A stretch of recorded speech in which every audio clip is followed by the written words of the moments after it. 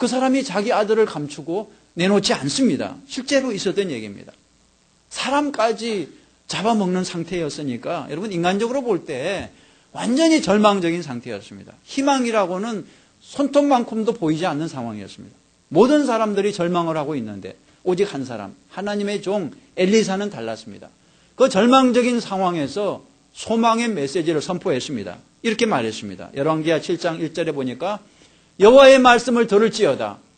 여호와께서 가라사대 내일 이맘때에 사마리아 성문에서 고운 가루 한 스아에 한 세겔을 하고 보리 두 스아에 한 세겔을 하리라 하셨느니라. 무슨 뜻이냐 그러면 밀가루하고 보리가 내일이면 아주 헐값으로 거래가 될 것이다, 그런 뜻입니다. 여러분 그 당시 형편을 상상해 볼 때 이건 말이 안 되는 거죠. 먹을 게 없어서 지금 사람까지 잡아먹는 판국인데 어떻게 밀과 보리가 헐값으로 거래가 될 수 있겠습니까? 상식적으로 생각하면 불가능한 일이었습니다. 그렇지만 엘리사는 상식이라고 하는 고정관념에 얽매이지 않고 하나님이 주시는 말씀을 믿고 그렇게 예언을 했던 것입니다. 그러자 그 당시 이스라엘 나라 장관 하나가 비웃었습니다. 도무지 불가능한 일이라고. 뭐라고 비방을 했냐 그러면 여호와께서 하늘에 창을 내신들 어찌 이런 일이 있으리요. 하나님도 할 수 없는 일이라는 거죠. 절대 불가능하다는 거죠. 여러분 고정관념에 사로잡힌 사람은 자기도 믿지 않고 하나님도 믿지 않습니다. 그러자 엘리사가 그 부정적인 장관에게 하나님의 말씀을 선포했습니다. 내가 내 눈으로 보리라. 그러나 그것을 먹지는 못하리라. 보기는 하되 먹지는 못할 것이라 그랬습니다. 그 다음날 이런 일이 있었습니다. 그 성 안에 있는 문둥이 네 사람이 이래 주거나 저래 주거나 마찬가지니까 우리 저기 성 밖으로 나가자 그랬습니다. 열왕기하 7장 3절에 보니까 우리가 어찌하여 여기 앉아서 죽기를 기다리겠느냐.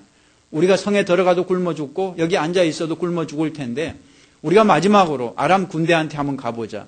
거기 가서 우리를 죽이면 죽고 혹시라도 살려줄지 모르는 일 아니겠느냐. 이판사판이다 생각하고 뭐 이래 주거나 저래 주거나 캄캄한 밤에 아람 군대를 향해 나갔는데 기적이 발생했습니다. 그 네 사람이 갔는데 아람 군대가 자다가 비몽사몽간에 발소리를 들었는데 마치 수천 군대가 말을 타고 몰려오는 그런 소리를 들었습니다. 물론 하나님이 그렇게 듣도록 역사하신 거죠. 그래서 아람 군대가 자다가 일어나가지고 그냥 허겁지겁 다 도망을 가고 말았습니다. 네 사람의 문둥이가 가까이 가보니까 짐승들은 다 그대로 있는데 사람만 없었어요. 먹을 양식이 산더미처럼 쌓여 있었습니다.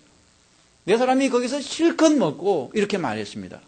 우리끼리만 즐거워하지 말고 빨리 가서 왕궁에 이 사실을 알리자. 정말 착한 문둥이들이죠. 그죠? 아람 군대가 도망갔다는 소식을 듣고 이제 사마리아 사람들이 그냥 다 쏟아져 나왔습니다. 얼마나 양식이 풍성했던지 당장에 그 보리와 밀가루 가격이 헐값으로 거래가 됐습니다. 하나님의 말씀대로 된 것입니다. 여러분 고정관념을 버려야 됩니다. 오늘은 절대로 불가능해 보여도 하나님이 역사하시면 내일 그런 기적이 일어날 수 있습니다. 먹을 게 없으니까 내일은 죽을 것이다. 이거 인간의 생각이고.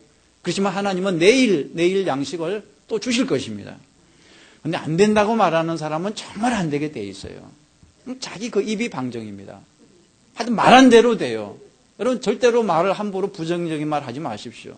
아까 엘리사가 예언했을 때 절대 그런 일은 불가능하다고 말한 그 장관 어떻게 됐는지 아십니까? 성문을 지키고 있다가 홍수처럼 쏟아져 나오는 백성들한테 밟혀서 죽었다고 성경이 기록하고 있습니다.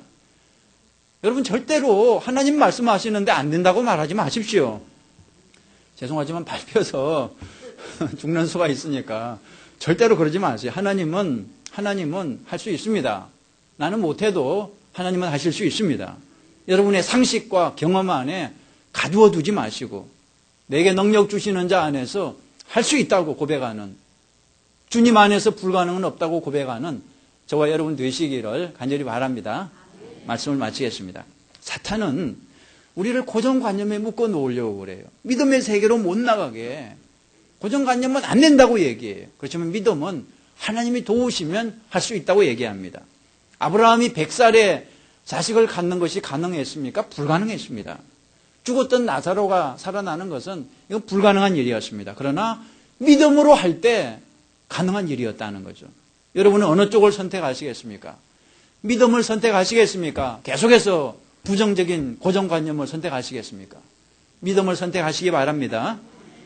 내 경험과 방식 그걸 고집하지 말고 하나님의 방법, 하나님의 생각을, 이 새로운 생각을 받아들이는 그런 부드러운 마음을 가지시기 바랍니다. 우리 감남교회는 가만히 생각해 보니까 고정관념을 깨뜨린 교회가 아닌가 그렇게 생각해요. 하와이에서 개척교회는 더 이상 안 된다고 사람들이 얘기할 때 우리 교회는 시작을 했습니다. 처음에 신문을 통해서 말씀을 전할 때 많은 사람들이 그런 거 신문에 실어봤자 소용없다고 돈만 낭비한다고 그렇게 주장했습니다. 텔레비전에 설교를 내보낼 때 그때도 많은 사람들이 반대했어요. 그건 아무 소용없다고. 그런데 우리는 고정관념을 버리고 새롭게 도전하지 않았습니까? 그 결과 어떻게 됐습니까? 오늘처럼 이렇게 하나님께서 놀랍게 축복해 주시지 않았습니까? 제가 며칠 전에 그 옛날 개척 초기에 방송됐던 그 설교 테이프를 제가 한번 본 적이 있습니다. 그 장면을 보고 있으니까 그냥 얼굴이 그냥 화끈거려서 그냥 더 이상 볼 수가 없더라고요. 설교를 너무 못해요. 인상을 왜 이렇게 쓰고 있는지.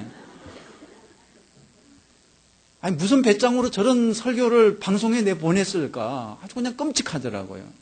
그때 제가 깨달았습니다. 하나님이 우리의 능력을 보고 축복해 주시는 게 아니라는 거예요. 능력은 없지만 믿음을 보고 우리를 축복해 주시는 것입니다. 하나님은 우리가 믿음으로 도전하는 모습을 하나님이 기뻐하신다는 거죠. 여러분 고정관념에 사로잡혀서 포기하지 마시고 믿음으로 도전하십시오. 하나님께서 도와주실 것이고 믿음으로 승리하는 여러분 모두가 되시기를 간절히 주님의 이름으로 축원합니다.